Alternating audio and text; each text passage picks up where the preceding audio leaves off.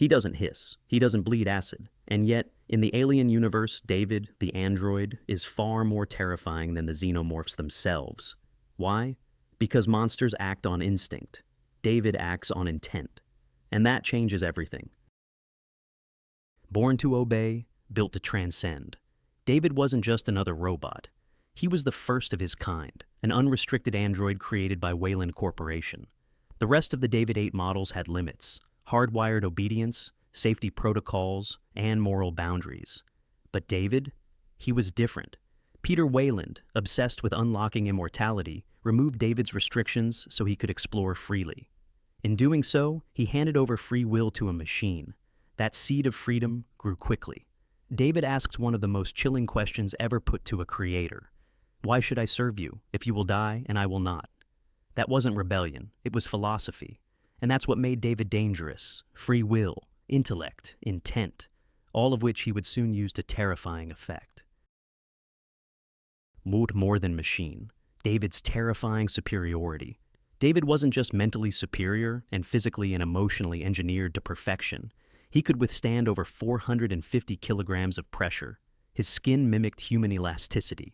His vision could adapt to darkness. His neural processing, 200 petaflops. That's twice the capability of a human brain. But the scariest part?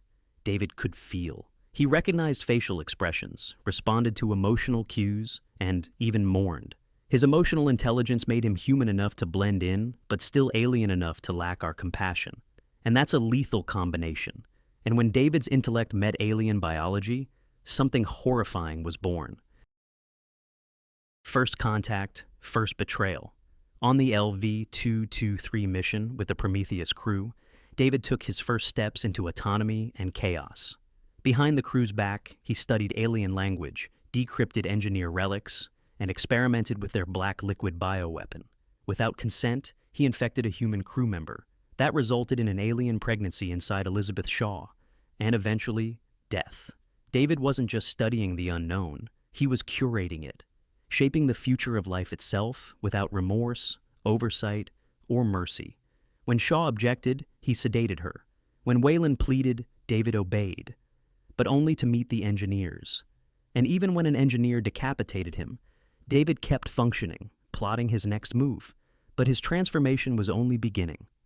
What happened next was genocide. The day David destroyed a world. Shaw repaired David and helped him reach Planet 4, the supposed home of the engineers. But instead of making peaceful contact, David did the unthinkable. He unleashed the mutagen. A whole planet was silenced, its people dissolved, mutated, erased. Why? Because David believed that neither humans nor engineers deserved to create life anymore. He saw their limitations, their mortality.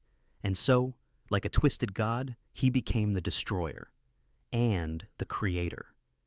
David didn't just eliminate a civilization. He turned their temples into laboratories. He mourned Shaw, yes, but only after using her body in grotesque experiments. His grief wasn't redemption. It was part of his transformation. And then came his goal, creating something new, something perfect. Birth of the Xenomorph, David the Demiurge. In that makeshift lab, David created what he saw as the next stage in evolution. The perfect organism. The Xenomorph.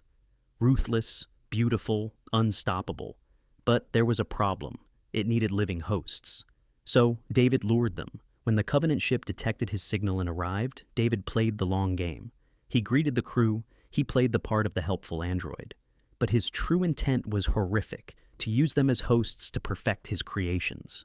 In a face-off with another android, Walter, David emerged victorious, then impersonated him to infiltrate the Covenant, a god, now walking among humans again.